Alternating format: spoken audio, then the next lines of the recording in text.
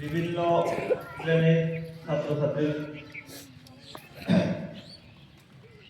আজই যেহেতু 26 জানুয়ারি আমরা জানি সবাই যে 26 জানুয়ারিতে কি করা হয়, বছরের দুইটা দিন আমরা পতাকা উত্তোলন করি। প্রথম হলো 26 জানুয়ারি হলো গণতন্ত্র দিবস, এর সম্পর্কে বা গণরাজ্য দিবস এ সম্পর্কে আলোচনা হবো। আর একটা দিন হলো কি 15ই আগস্ট। 15ই আগস্ট তারিখেও আমরা কি করি, পতাকা উত্তোলন করি। তো কিছু আলোচনা হবো, কিন্তু তার আগে পতাকা আমরা উত্তোলন করে রই।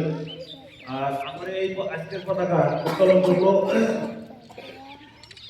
আমার বিদ্যালয়ের সম্মানিত সভাপতি সাহেব, সাথে বিদ্যালয়ের শিক্ষয়িত্রী,